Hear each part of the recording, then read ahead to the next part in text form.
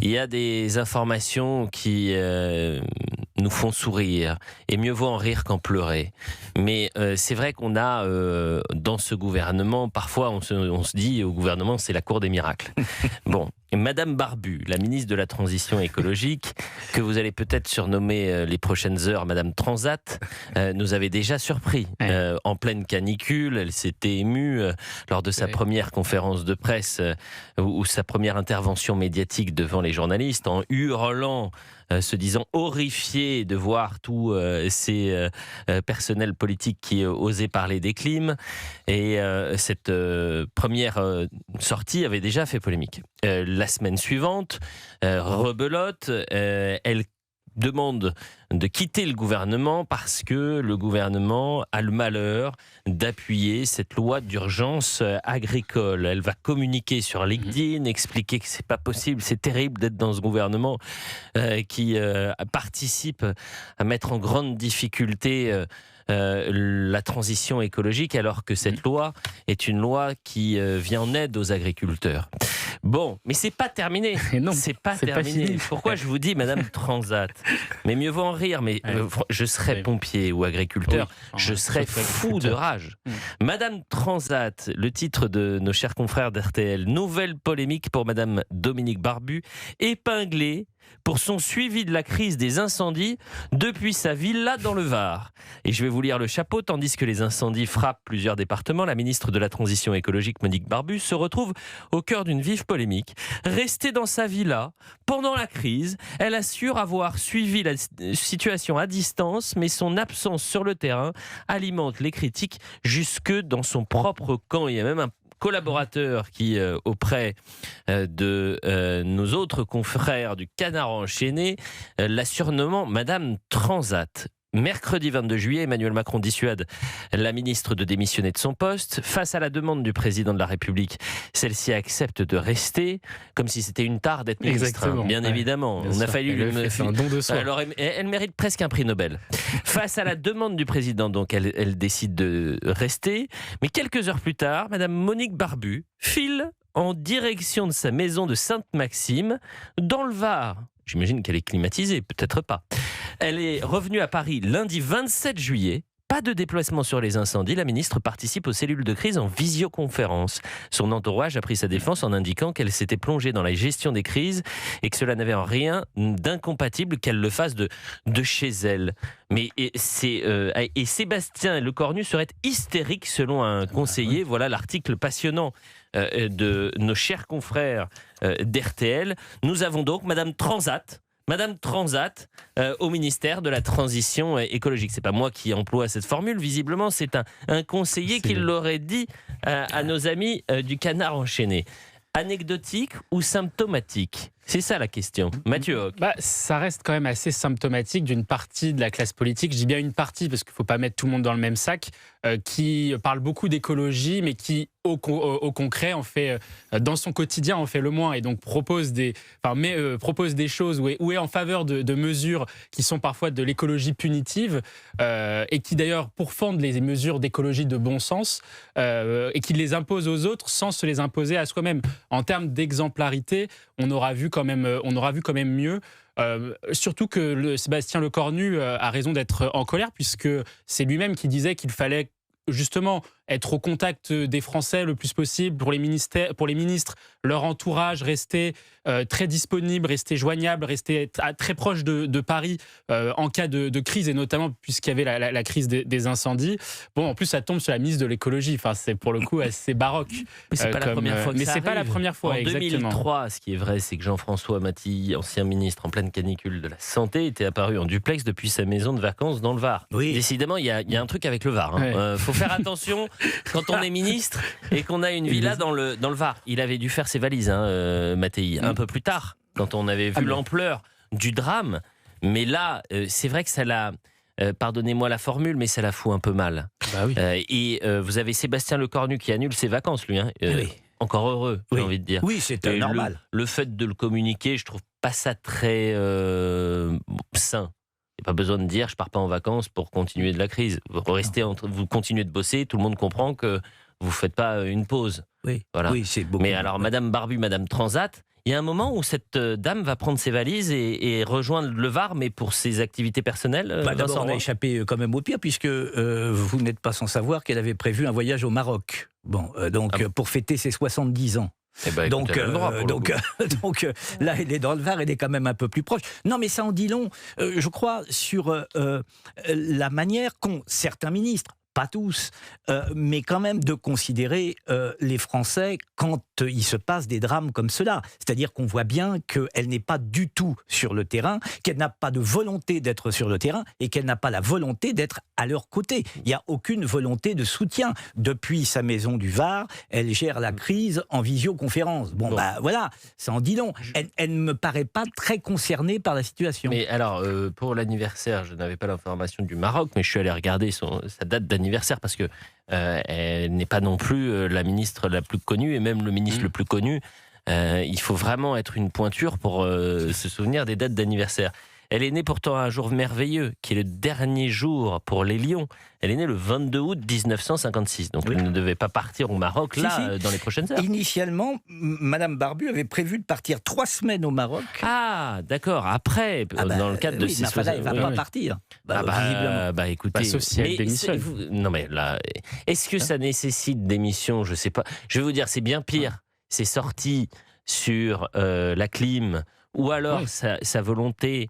de quitter ce gouvernement qui s'est mobilisé pour aider les agriculteurs, donc ses idées, pour ne pas dire ses dogmes, que le fait qu'elle ne soit pas présente en présentiel lors des moments de crise.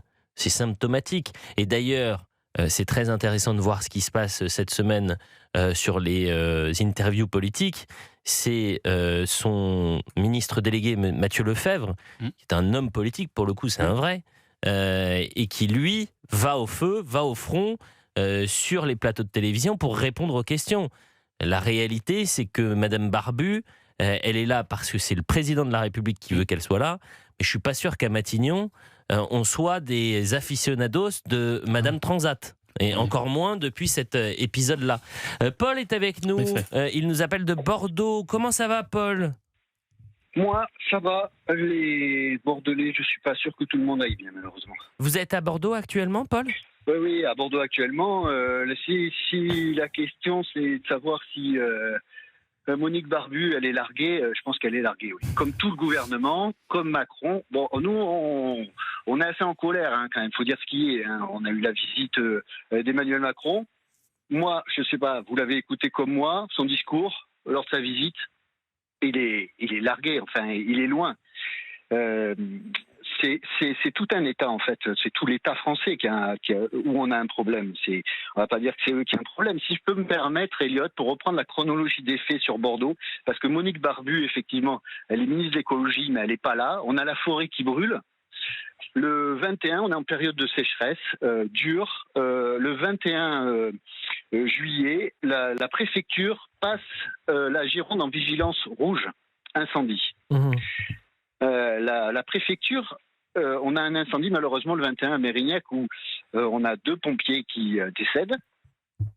Et on a la préfecture qui ne prend pas la mesure des choses. Elle passe en vigilance rouge. Mais d'un autre côté, elle laisse de façon administrative la possibilité de faire du débroussaillage jusqu'à 13 heures.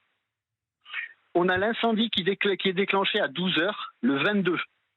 C'est-à-dire qu'il n'y a pas de prise de conscience ici, qu'il y a des risques importants, qu'on n'a pas de moyens de secours, qu'on n'a pas de Canadair, et on a un incendie qui a déclenché 42 000 hectares. Je suis toujours très prudent parce que viendra le moment où il faudra faire le bilan de ce qui a été fait et ce qui n'a pas été fait. Là, c'est l'urgence absolue. On voit que les pompiers sont au front, qu'ils sont aidés par les agriculteurs.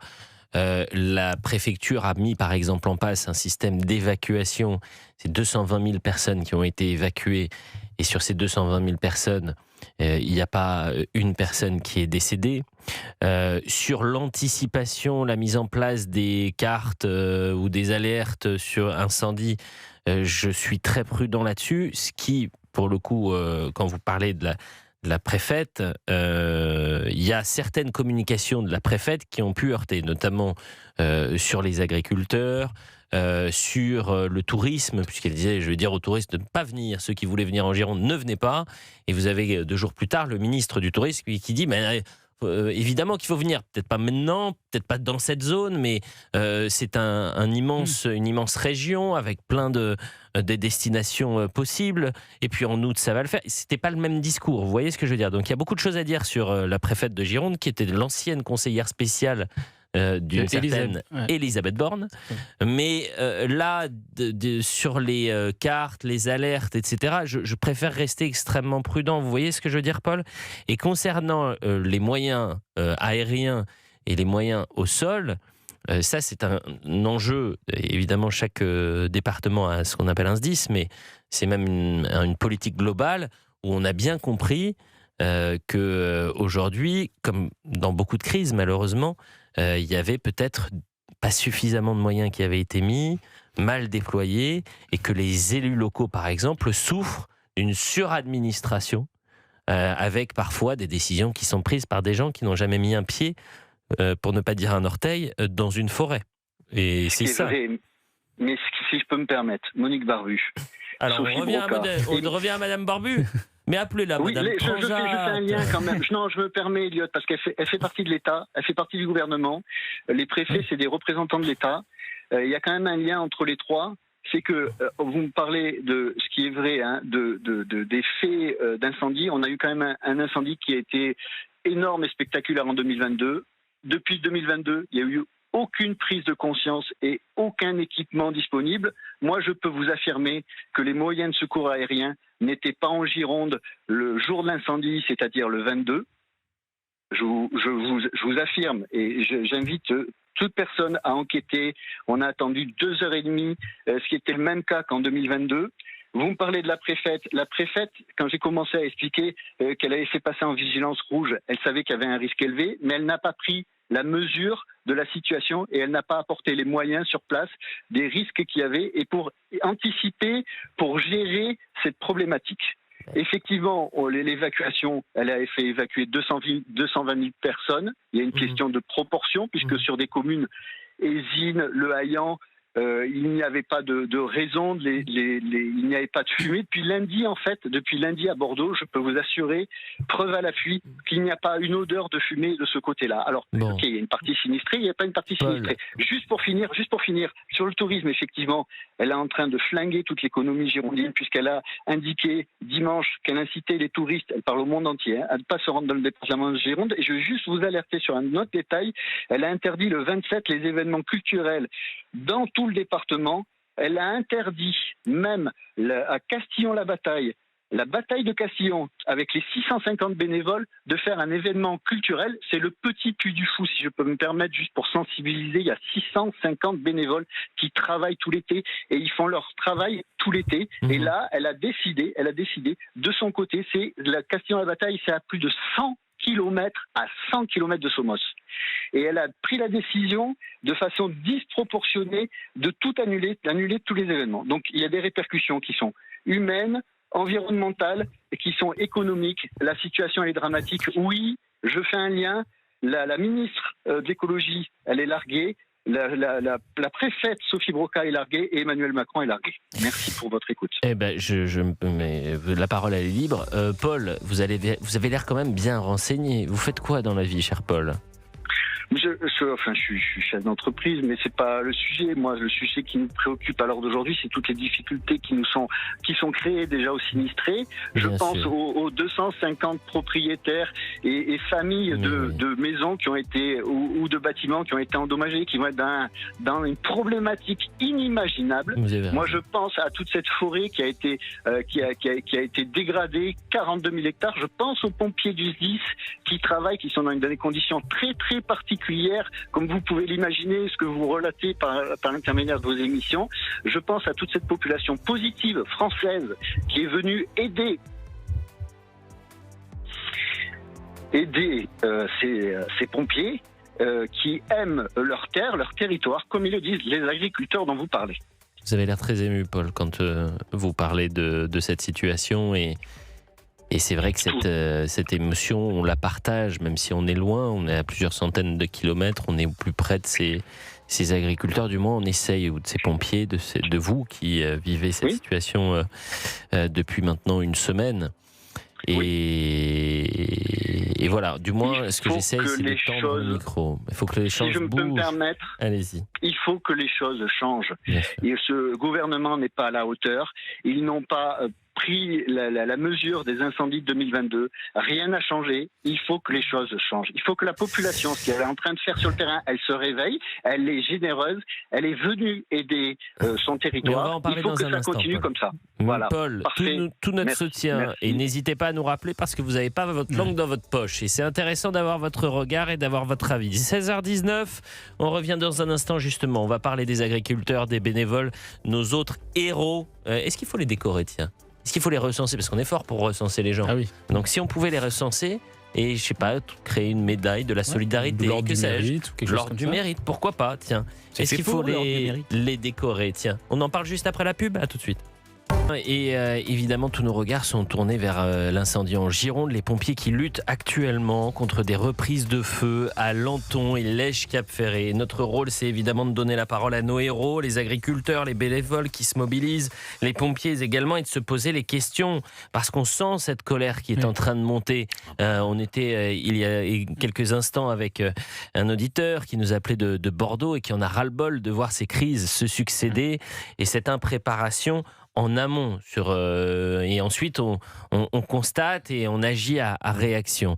Pourquoi je vous dis par exemple que ce gouvernement pâtit d'une sorte de déficit d'anticipation. Écoutez Maxime Leguet, il est journaliste au service politique de CNews, il était notre invité ce matin et il est revenu sur la visite d'Emmanuel Macron. Et Emmanuel Macron, il devait aller au contact des bénévoles, au contact des pompiers. L'argument de l'Élysée, c'est de dire on ne veut surtout pas les déranger parce que là, ils sont en pleine crise. Ce qui peut s'entendre. Mais il y aurait pu avoir des séquences. Je suis pas sûr qu'il allait recevoir une standing ovation en arrivant. Écoutez Maxime Leguet. Et il a été un temps pensé par l'Élysée d'aller directement sur la ligne de front parce que opération communication oblige et qui finalement a été avorté. Emmanuel Macron n'a pas convaincu parce que son bilan n'est pas convaincant sur le sujet. C'est-à-dire que depuis 2-3 jours, on a ressorti la carte joker du Beauvau de la sécurité civile qui a été enterré depuis 2 ans, qui était porté bien seul à l'époque par Bruno Retailleau, qui était conspué par tout le gouvernement et qui là redevient un élément moteur de ce dernier. Et les arguments qui sont avancés, notamment par Emmanuel Macron, c'est toujours la même chose, c'est-à-dire on dilue la responsabilité, on n'a pas attendu, nous dit-il, les feux pour agir et prendre l'argument budgétaire qui est de dire que entre 2016 et 2026, il y a eu quasiment un doublement du budget alloué à la sécurité civile. Si on prend la valeur nominale des chiffres, c'est vrai. Mais si on regarde la valeur absolue, c'est totalement faux. Parce que ce que ne dit pas le gouvernement, ce que ne dit pas Emmanuel Macron, c'est que entre-temps, sur cette même période, vous avez quasiment 20-25% d'inflation cumulée. Vous avez une masse salariale des pompiers qui augmente parce qu'ils sont plus âgés. Vous avez un coût d'entretien des équipements qui lui aussi ne fait qu'augmenter. Donc, in fine, vous avez certes en valeur nominale un budget alloué qui a augmenté, mais c'est quasiment pour rester au même niveau, peu ou prou, pas être caricatural, que celui de 2016. C'est passionnant ce que nous dit Maxime Leguet. C'est très intéressant et c'est très loin du discours officiel et de l'autosatisfecit qu'on a pu entendre lorsque Emmanuel Macron s'est rendu à Bordeaux il y a 48 heures, d'où la colère des syndicats de pompiers. Je vous propose d'écouter Michael Pakanowski. On écoute Michael Pakanowski. On se rend compte sur le terrain que en fait, rien ne fonctionne. Et j'écoutais votre collègue juste avant parler au niveau des moyens. On est en absence de moyens, on manque de tout. Et il faut se rendre compte, par exemple, les camions citernes feux de forêt, qu'est-ce qu'on a pris comme rétex de 2022 du feu de forêt des Landes? On a investi 150 millions d'euros sur la France entière pour des camions citernes feux de forêt, mais pas que ça. Les locations des avions actuels, c'est dedans. Et ces 150 millions d'euros, ça fait que, en fait, ça a juste complété ce qu'on manquait de camions citernes feux de forêt. Dans les années 2000, on avait exactement le même nombre. Et là, depuis l'an dernier, on a eu un procès Gabian qui a mis en évidence qu'on avait des problèmes sur ces camions et qui ne protégeaient pas les agents. Donc, on a perdu énormément de camions. En fait, ce qu'on a récupéré lors de ce pack capacitaire, on a tout reperdu. Et on est vent debout contre ce qui se dit, parce que le président, hier, c'était un commentateur, on s'attendait à des annonces, on n'a rien eu. On est toujours en attente. Alors, on nous a dit aussi d'arrêter de polémiquer. Mais arrêter de polémiquer sur quoi? On manque de moyens, on manque de personnel, on manque tout. Même les avions, on les a pas actuellement. Il n'y en a que 7 Canadair sur les 12 qui fonctionnent. Pourquoi? Parce que c'est des Canadair qui ont 30 ans. En 30 ans, on n'a pas été capable de racheter des Canadair et de faire évoluer la flotte. Il y a quand même des questions à se poser pour une 7e puissance mondiale. Hein. Ça, c'est une parole, si vous voulez, qui est d'un bon sens absolu. Et c'est une parole de terrain, Vincent Roy, Mathieu Hoc. Ouais, je la trouve assez terrible, moi, cette parole. Ah C'est-à-dire oui, que triste. on voit qu'on a quelqu'un qui est désarmé, qui veut aller au combat contre le feu et qui n'a pas les moyens d'y aller, et on lui oppose le Beauvau de la sécurité civile. Mais le Beauvau de la sécurité civile, il a donné quoi? Il a donné un rapport, Voilà. un rapport final qui est sur le bureau du ministre de l'Intérieur depuis septembre 2025. Mais il n'était pas fait, le Beauvau de la sécurité civile, pour donner des moyens à monsieur Mikhail Pakhanovski à l'origine? Si, sauf que le Beauvau de la sécurité civile n'a entraîné aucune application législative, aucune loi d'urgence. Et de fait, il ne vous aurait pas échappé que Emmanuel Macron se déplace, fait un discours en disant mais on a fait tout ce qu'il fallait, mais ne fait aucune annonce. Ça veut dire Non. que demain, l'année prochaine, s'il se reproduit les mêmes feux, on peut presque arguer que la situation. Alors c'est terrible. N'aura pas. Ben non, mais je vais vous dire, parce qu'en fait, l'argument visiblement de l'Élysée serait de dire on va avoir un retour d'expérience, encore un. Ouais. Et on va compléter le rapport final du Beauvau de la sécurité pour avoir un autre rapport, avec d'autres éléments et proposer une loi à la rentrée. Mais vous imaginez ce temps perdu. Exactement. Mais là, on ne parle pas de n'importe quoi, on parle vraiment du régalien. Le régalien, c'est la pierre angulaire, c'est la première des priorités, la sécurité intérieure, et c'est la première des responsabilités. Pour l'ERICA, par exemple, l'État a été condamné. Pour inaction climatique, l'État a été condamné. C'est un sujet qui est extrêmement sérieux. Je m'étonne d'ailleurs que les députés, qui sont certes eux aussi en vacances, ne demandent pas une commission d'enquête parlementaire en urgence pour faire toute la lumière sur ce qui n'a pas été fait pour rehausser les moyens alloués à la sécurité civile. Et faire toute la lumière, une sorte de table rase pour savoir qui dit vrai, qui dit faux, et surtout s'il y a des responsabilités qui doivent être engagées. Exactement. Vincent Roy, Mathieu Hoc, vous entendez la petite musique? Pardonnez-moi, je parle un tout petit peu trop. Il est 16h28, on fait une courte pause, et surtout on va aller voir un agriculteur après. On va aller voir Claude, les héros du jour, les agriculteurs. Je suis très toujours attentif aux messages sur les réseaux sociaux. Il va falloir voir ça. Un auditeur me dit et vous venez de diffuser sur Europe 1 sans la corriger une affirmation fausse. Bruno Retailleau n'a pas lancé le Beauvau de la sécurité civile. Celui-ci a été ouvert le 23 avril 2024 par Gérald Darmanin et Dominique Faure sous le gouvernement de Gabriel Attal. Monsieur Retailleau n'est arrivé au ministère de l'Intérieur qu'en septembre 2024. Il a repris et poursuivi des travaux déjà engagés. Une erreur directe peut arriver, refuser de la rectifier en deviendrait une faute. Présentez vos excuses ou à tout le moins corriger clairement cette fausse information à l'antenne. Mes chers amis, déjà vous pouvez nous appeler, il s'appelle Naïm Karel de son prénom, visiblement sur les réseaux sociaux, et je fais toujours attention à ce qui est dit sur les réseaux sociaux, et si effectivement ça a été lancé par Gérald Darmanin, il faut le préciser, on va essayer de creuser ça en régie dans quelques instants. Mais que ce soit Gérald Darmanin ou Bruno Retailleau, la finalité c'est que ce rapport, il était sur le bureau du ministre en septembre 2025. Bon, et on est en juillet 2026. Il n'y a pas eu d'application légale de ce rapport et de ces heures de débat et de débat qu'il y a pu avoir autour du Beauvau de la sécurité civile. Claude est en direct avec nous. Cher Claude, bonjour. Bonjour. Quel bonheur de pouvoir échanger avec les agriculteurs. Bonjour Claude, vous venez de la Vienne, mais vous êtes en ce moment en Gironde ? Non, je suis toujours en Vienne. Voilà. Et vous avez des copains et des collègues agriculteurs qui sont actuellement en Gironde ? Alors, il y a en fait, ce sont des entreprises agricoles souvent qui ont été appelées, qui sont partis pour aider les pompiers en Gironde parce qu'ils ont des gros moyens au niveau des citernes et autres, et puis ils ont mis à disposition ces matériels-là. Donc c'est une très très bonne chose. Et j'imagine que vous êtes fier, mais pas forcément étonné de ces centaines d'agriculteurs qui sont en train d'épauler les pompiers. Ça dit quoi de notre agriculture aujourd'hui ? Oui, on est fiers. Après, moi, j'entends dire oui, c'est des héros, mais non, on n'est pas des héros. Les agriculteurs qui sont partis là-bas, ils sont partis faire ce qui est logique. Ils sont partis aider des gens qui sont débordés par l'intensité de l'incendie, et puis qui sont partis pour éviter que la forêt brûle, quoi. Voilà.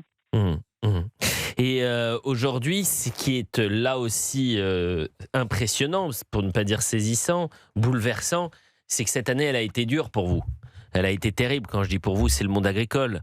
On vous a marché dessus avec le Mercosur, avec ces taxes, avec cette incompréhension, ces manifestations. Vous avez voulu grimper en direction de la capitale. Parfois, les manifestations étaient mouvementées, c'est-à-dire qu'il y a eu une répression assez musclée des autorités. Mais en plein mois de juillet, alors que, évidemment, il y a un danger direct, vous avez ces pompiers qui représentent un facteur X pour les pompiers. Il faut expliquer aux auditeurs ce qui se passe. C'est-à-dire que normalement, le camion citerne des pompiers, lorsqu'il n'a plus d'eau, il doit retourner vers un point d'eau. C'est 15-20 minutes parfois de perdu. Et bien là, c'est les camions citernes des agriculteurs qui ont parfois beaucoup plus d'eau à disposition, qui se mettent quasiment au pied des pompiers, qui peuvent directement se recharger. Et donc ça va beaucoup plus vite et on est beaucoup plus fort face à l'incendie. Exactement, oui, on est beaucoup plus fort, c'est beaucoup plus rapide, et les pompiers eux-mêmes l'ont reconnu que c'était un gain de temps essentiel pour eux dans le combat du feu. Après, moi, j'aimerais revenir sur les facteurs de risque quand même de ces incendies là qui se développent. Moi, je vais vous raconter ce qui se passe un peu dans notre département et puis dans les départements limitrophes. Moi, je suis céréalier. On a été restreint pendant les moissons il y a à peu près 3 semaines lors du deuxième épisode de forte chaleur. On a été empêché de travailler l'après-midi, ce qui était tout à fait logique parce que les fortes chaleurs étaient vraiment trop importantes, et par nous-mêmes, on n'aurait pas forcément moissonné ces jours-là. On travaillait de nuit pour éviter les risques d'incendie. Et puis, il y a une quinzaine de jours, nos services départementaux ont entamé la période de fauche des accotements routiers du réseau départemental. Donc, branle-bas de combat, on comprenait pas. Il faisait 35 degrés. On voyait les machines qui broyaient sur 1 mètre, 2 mètres de large à côté des routes. Et puis, à côté de ça, nous, bien sûr, on se dit, non, il faut pas qu'on aille travailler dans les champs, on va mettre le feu. Mais ces services-là, eux, avaient l'autorisation pour pouvoir travailler avec un risque incendie vraiment très, très important. Et ça, en fait, ça vient un peu sur le fait que, comme on l'entend souvent dans vos émissions, on marche un peu sur la tête. C'est que ces travaux de broyage, avant, étaient faits au mois de mai, début juin, quand la végétation était encore verte, quand la végétation empêchait la visibilité sur les carrefours, parce que c'est à cette période-là qu'elle empêche vraiment la visibilité sur les carrefours. Et depuis quelques années, il nous est interdit d'effectuer des travaux de broyage du mois de mars jusqu'au mois d'août. Alors, il y a des dérogations pour tout ce qui est département. À cause de quoi ? Quelle est la mesure ? C'est une mesure préfectorale ? C'est une mesure... C'est une mesure nationale, peut-être même européenne, qui nous empêche et qui a une certaine justification dans certains lieux de broyage, c'est sûr. En fait, c'est une protection de la biodiversité. La biodiversité pour la protection des haies et puis de la nidification des oiseaux. Voilà, ça c'est une très bonne chose, on est d'accord, nous les agriculteurs, il n'y a pas de souci, les oiseaux nous aident, nous, dans nos cultures. Mais évidemment. Par contre, la biodiversité au niveau d'une bande qui va faire 1,50 m ou 2 mètres sur le bord d'un réseau routier, est-ce qu'elle est justifiée ? Je pense pas. Je pense que derrière ça, Mais c'est tout le discours de Bruno Lafont, qui est le maire de Biganos, qui est également le président de la DFCI, c'est la défense contre les feux, les forêts et les incendies en forêt, qui a interpellé avant-hier Emmanuel Macron en disant faut arrêter de parler. Faut arrêter de parler parce que nous, on sait ce qui se passe dans nos terres, sur nos terres, et on reçoit des injonctions contradictoires par des personnes qui n'ont jamais mis un pied dans nos forêts ou dans nos champs. C'est-à-dire que c'est la technocratie parisienne, les hautes administrations, les hauts fonctionnaires qui vont vous apprendre la vie, Claude. Vous qui êtes agriculteur depuis combien de temps ? Ça fait bientôt 30 ans. Mais oui, mais c'est pas suffisant. Non, ça doit être ça. On doit pas avoir un garçon qui sort de l'ENA et qui connaît sur le bout de ses doigts tous les amendements, les alinéas du traité européen et de la Convention européenne qui a été pensé par la Commission et en même temps qui a été validé par toutes les ONG, tout en disant qu'il fallait respecter 3 directives et 5 arrêts de la Cour européenne des droits de l'homme. Il sait un peu mieux que vous. Vous voyez ce que je veux dire, Claude ? Exactement. Je savais que rien qu'en disant ça, j'avais un peu le ventre qui se tordait. Je me disais, oula, c'est quand même difficile de garder son calme quand on doit avoir quelqu'un qui vous explique ce que vous devez faire, alors que votre terre, vous la connaissez depuis 30 ans. Franchement, le monde agricole est rendu au bout. Voilà, on est complètement au bout de ce système-là. Il y a d'énormes difficultés au niveau des phénomènes climatiques qui s'accentuent. Et nous, on est en première ligne. Tous les ans, il y a des phénomènes climatiques qui ont des incidences énormes sur nos exploitations. Derrière ça, on a des charges qui ont explosé, mais ça, après, toutes les industries y sont confrontées. Si les phénomènes climatiques nous permettaient de produire comme avant, on va dire, mais depuis 2 ou 3 ans, c'est plus le cas. On arriverait encore à s'en sortir. Mais là, on a la tête sous l'eau depuis 3 ans. Je comprends. Et toutes ces décisions-là qui sont à contresens du monde agricole et du bon sens, ne font que c'est la goutte qui fait déborder le vase, quoi. Voilà. Eh bien, écoutez, merci, cher Claude, de nous avoir appelé depuis la Vienne. C'était dans le département de la Vienne qu'il y avait eu, si je ne m'abuse, Sainte-Soline. Non, c'est les Deux-Sèvres. C'est juste à côté. Je dis pas de bêtises. Je dis une bêtise, pardon. Oui, mais c'est juste à côté. On est d'accord. Oui. Eh bien, écoutez, un grand merci, cher Claude, pour votre appel au 01 80 20 39 21, puisqu'on parle des lourdeurs administratives. Écoutez, un ancien ministre, de la transition écologique, un ancien président de l'Assemblée nationale, c'est pas n'importe qui, c'est François de Rugy. Écoutez. Ce que vous dites sur l'administration, parce que je l'ai vécu moi-même en tant que ministre, j'ai envie de dire de l'intérieur, où j'ai vu l'inertie, où j'ai vu le fait qu'un certain nombre de gens ont une vision un peu intégriste, il faut bien le dire, de la forêt, selon laquelle ce serait un espace naturel auquel il ne faudrait pas toucher. Il y a les gens qui ne veulent même pas de la sylviculture, ils considèrent que cultiver des arbres, c'est déjà en soi quelque chose de négatif. J'ai relevé ce matin sur les réseaux sociaux le fait que l'association Canopée, par exemple, je ne sais pas si Monsieur le maire a déjà eu affaire à cette association, mais qui est... Il montre, il lève les bras au ciel, donc je pense qu'il connaît. Voilà, et ça m'intéresserait de connaître son point de vue, parce que cette association, elle est très médiatisée, elle est reprise dans des émissions de l'audiovisuel public, elle est même promue, il faut le dire. Or, elle, sa vision de la forêt, c'est une vision sur laquelle l'être humain ne doit pas intervenir. Et cette association, par exemple, elle a obtenu par un recours juridique auprès du Conseil d'État l'annulation d'un décret du gouvernement qui visait à faciliter le reboisement. Donc voilà où on en est aussi. L'une des promesses d'Emmanuel Macron, c'était quoi en 2017 ? Choc de simplification et refonte de l'État profond. On va refonder. Au final, 10 ans plus tard, c'est l'inverse qui se produit, Mathieu Hoc. Oui, parce que le macronisme avait de très mauvais instruments, en fait, et ça rejoint le sujet sur les agriculteurs comme pour les pompiers. Vous avez parlé tout à l'heure du Beauvau de la sécurité civile. Le macronisme a, entre guillemets, un peu arnaqué les Français dans la mesure où, en fait, il a démultiplié les grandes communications. Grand débat national après les Gilets jaunes, Beauvau de la sécurité civile après la crise des incendies de 2022, donc qui ont été lancés en avril 2024, le Beauvau de la sécurité civile, Beauvau des polices municipales, grand débat, grande concertation, convention citoyenne sur la fin de vie, cahier de doléances, etc. Pour qu'au final, ne débouche rien, pour ne même pas écouter les conclusions qui ont été produites par les Français dans le cadre de ces mêmes concertations. Les Gilets jaunes, de très nombreux élus locaux, de très nombreux Français ont contribué à cela et pour autant, rien n'a été suivi des faits. Sur les agriculteurs, je le disais, il y a eu le Varenne de l'eau. Vous avez parlé tout à l'heure des méga-bassines dans le Varenne de l'eau. Je regardais justement, donc c'est 2021-2022, c'est sous Jean Castex.